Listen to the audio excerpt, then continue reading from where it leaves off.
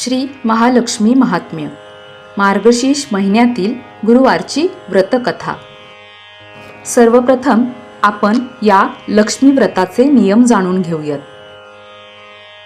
मार्गशीर्ष महिन्यातील दर गुरुवारी स्नान करून शरीर व मनाने निर्मळ राहावे। त्या दिवशी दिवसभर उपवास करावा, रात्री भोजन करावे।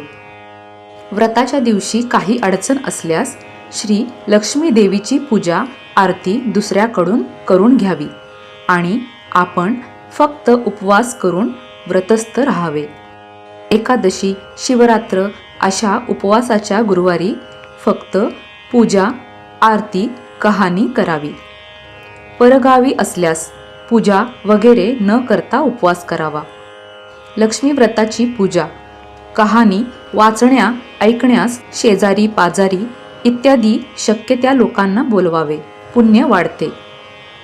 उद्यापनाच्या दिवशी नेहमीप्रमाणे पूजा आरती कहाणी करून 7 सवाष्णी अगर 7 कुमारिकांना हळदी कुंकू देऊन प्रसादाचे एक फळ द्यावे आणि या व्रतकथेचे एक पुस्तक द्यावे। ब्राह्मणाला शिधा, भोजन, कापड आणि दक्षिणा देऊन नमस्कार करावा। नंतर आपण भोजन करावे। व्रताच्या दिवशी मद्यपान, मांसाहार इत्यादी करू नये। सायंकाळी गायीची पूजा करून गोग्रास द्यावा। मार्गशीर्ष महिनाभर अथवा वर्षात व्रताला खंड पडू देऊ नये। कोणत्याही महिन्याच्या पहिल्या गुरुवारी हे लक्ष्मी व्रत सुरू करून ते अखंड वर्षभर पाळून शेवटी उद्यापन करावे। पूजेची मांडणी घरात जागा स्वच्छ करून तेथे पाट किंवा चौरंग ठेवावा। त्यावर कोरे रंगीत कापड अंथरून गव्हाची किंवा तांदळाची रास घालावी। त्यावर तांब्याचा कलश ठेवावा। त्या कलशामध्ये दुर्वा, पैसा, सुपारी, 5 पाने किंवा डहाळ्या व नारळ ठेवावा। चौरंग पाटावर कलशाजवळ श्री लक्ष्मी देवीचा फोटो आणि लक्ष्मी यंत्राचा कागद ठेवावा। मूर्ती असल्यास ती ठेवावी। पुढे विडा, पान, सुपारी, खोबरे, खारीक, बदाम, हळकुंड आणि खडीसाखर किंवा गुळ ठेवून गणपती म्हणून सुपारी मांडावी। पूजा झाल्यावर खडीसाखर किंवा गुळाचा नैवेद्य दाखवून आरती करावी। कहाणी वाचन झाल्यावर जमलेल्या लोकांना गुळाचा प्रसाद द्यावा। रात्री श्री लक्ष्मीला गोड पदार्थाचा नैवेद्य दाखवून गाईला गोग्रास घालून नंतर आपण जेवण करावे। दुसऱ्या दिवशी सकाळी स्नानानंतर लक्ष्मीची पूजा विसर्जन करावी। कलशामधील पाणी तुळशीला घालावे। कलशातील 5 पाने किंवा डहाळ्या आपल्या घराभोवती टाकाव्या। पाट चौरंग उचलून त्या जागेवर हळदी कुंकू वाहून नमस्कार करावा। माझे हे लक्ष्मी व्रत नेमाने करणाऱ्यांना मी सतत सुखी आणि समाधानी ठेवीन, असे प्रत्यक्ष श्री लक्ष्मीने पद्मपुराणात सांगितलेले आहे। श्री लक्ष्मी देवीची प्रार्थना। हे लक्ष्मी देवी, या जगावर तुझी सत्ता आहे। माझ्या सर्व अपराधांना क्षमा कर। तुझे व्रत मी नेमाने करीत आहे। माझ्यावर कृपा कर। आमचा संसार सुखी कर। कुटुंबातील सर्वांचे कल्याण कर। आमच्या घरात तुझा सतत सहवास लाभू दे। धनसंपत्ती, सुख, शांती, ऐश्वर्य व प्रगती आणि खरं समाधान आम्हाला मिळू दे। मी गर्व करणार नाही, उतणार नाही, मातणार नाही, हा घेतला वसा टाकणार नाही। तुला मी नमस्कार करते। ओम श्री महालक्ष्मी नमः। श्री लक्ष्मी व्रताचे महात्म्य। गुरुवारची कहाणी। श्री गणेशाय नमः। श्री लक्ष्मी दैवे नमः। ओम श्रीं क्रूं ओम धनद धनं देहि मां। ओम धनदाय नमस्तुभ्यं निधिपद्माधिपाय च भवन्तु त्वत्प्रसादान्मे धनधान्यादि संपदः। कथा द्वापार युगातील सौराष्ट्र देशातील कहाणी। सौराष्ट्र देशात त्या काळी भद्रश्रवा नावाचा राजा राज्य करीत होता. तो महापराक्रमी, मोठा विद्वान आणि वेदांत जाणणारा होता. त्याची सुरतचंद्रिका नावाची राणी होती. ती अत्यंत सुंदर आणि पतिव्रता होती. त्या राणीला 8 मुले होती, 7 मुले व 1 मुलगी. तिचे नाव श्यामबाला. एकदा श्री लक्ष्मी देवीच्या मनात आले, आता आपण राजाच्या राजगृहात जाऊन राहूया, म्हणजे संपत्तीचा नीट उपयोग करून राजा प्रजेला अधिक सुख देईल. उलट एखाद्या गरीबाकडे गेल्यास तोच एकटा श्रीमंत होऊन सारी संपत्ती खाऊन टाकेल. असा मनात विचार करून श्री लक्ष्मी देवीने एका वृद्ध ब्राह्मण स्त्रीचे रूप घेतले. हातातील काठी टेकीत ती राजवाड्याच्या मुख्य दरवाजापाशी आली. तिला पाहून एका दासीने विचारले, अहो आजीबाई, तुम्ही कुठल्या? तुमचं इथं काय काम आहे? माझं नाव कमला, वृद्ध स्त्रीचे रूप घेतलेली श्री लक्ष्मी देवी म्हणाली. माझ्या पतीचे नाव भुवनेश, द्वारकेला मी राहते. ऐक, ही तुझी राणी सुरतचंद्रिका गतजन्मी एका वैश्याची पत्नी होती. तो वैश्य अत्यंत दरिद्री होता, त्यामुळे दोघांची नेहमी भांडणे होत. एकदा तिच्या नवऱ्याने तिला बेदम मारहाण केली. तशी ती रागारागाने घराबाहेर पडली आणि उपाशी पोटी रानावनात भटकू लागली. मला वाईट वाटले. मी तिच्या जवळ गेले. तिची सर्व हकीकत ऐकून तिला श्री लक्ष्मी व्रताचा उपदेश केला. माझ्या उपदेशाप्रमाणे सुरतचंद्रिकेने लक्ष्मी व्रत केले. त्या व्रताच्या प्रभावाने श्री लक्ष्मी देवी प्रसन्न झाली. तिच्या घरात लक्ष्मी नांदू लागली व तंट्याचे कारणच उरले नाही. अनेक वर्षे संपत्तीचा उपभोग घेऊन नंतर ती दोघेही मरण पावली. त्यांनी जितकी वर्षे लक्ष्मी व्रत केले तितकी 1000 वर्षे त्यांना सुखोपभोग मिळाले. आता त्यांना राजकुळात जन्म प्राप्त झाला आहे. राजसुखात दंग झाल्याने त्यांना लक्ष्मी व्रताचा विसर पडला. त्यांना आठवण करून देण्यासाठी मी मुद्दाम येथे आले. आजीबाई, लक्ष्मी व्रत केव्हा आणि कसे करावे हे सांगता? दासीने मोठ्या उत्सुकतेने विचारले. वृद्धा रूपधारी श्री लक्ष्मीने तिला लक्ष्मी व्रताची माहिती व महती सांगितली. ऐक, मार्गशीर्ष महिन्यातील पहिल्या गुरुवारी व्रतस्थ राहून लक्ष्मी नारायणाची पूजा करावी. गोड गोड पक्वानांचा नैवेद्य दाखवावा. हे लक्ष्मी देवी, आज तुझी यथामतीने पूजा केली आहे. आता तू प्रसन्न होऊन घरात निरंतर वास्तव्य कर, अशी लक्ष्मीची प्रार्थना करावी. नंतर नैवेद्याची पक्वान उरली असतील त्यातील काही ब्राह्मणास देऊन बाकीची पतिपुत्रांसह आपण भक्षण करावे.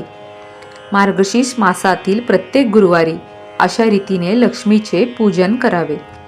शेवटी ब्राह्मणाला व्रत सांगण्यासाठी दक्षिणा द्यावी. आजीबाई, माझ्यामुळे तुला उशीर झाला, दासी हात जोडून म्हणाली. मी आता अशीच जाऊन राणीला वर्दी देते.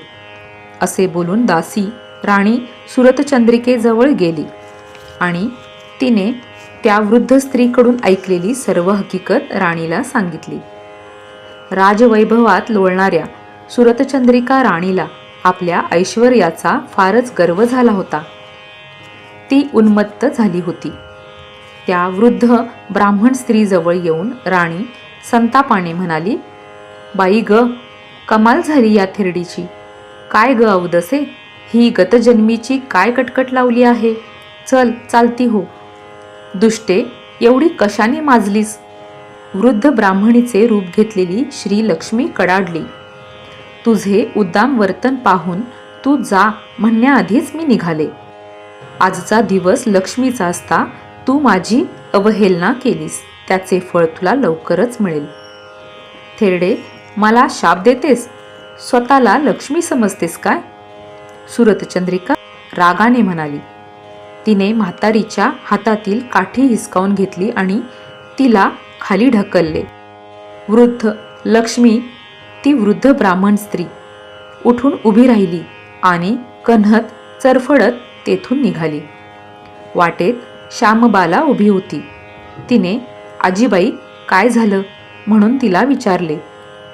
राजवाड्यात झालेली घटना श्री लक्ष्मीने राजकन्येस सांगितली. आजीबाई, या प्रकाराबद्दल मी क्षमा मागते, श्यामबाला हात जोडून खेदाने म्हणाली. तेव्हा लक्ष्मीला तिची दया आली. तिने श्यामबालेला लक्ष्मी व्रताची माहिती सांगितली. तो दिवस म्हणजे मार्गशीर्ष महिन्यातील पहिला गुरुवार. श्यामबालेने भक्तीने लक्ष्मी व्रत केले. सिद्धेश्वर नावाचा राजा होता. त्याला मालाधार नावाचा राजपुत्र होता. त्या राजपुत्राशी श्यामबालेचा विवाह झाला. श्यामबाला पतीसह राजवैभवात नांदू लागली. इकडे लक्ष्मीचा कोप झाल्याने भद्रश्रवा राजाची सर्व संपत्ती क्रमाक्रमाने नष्ट होत गेली.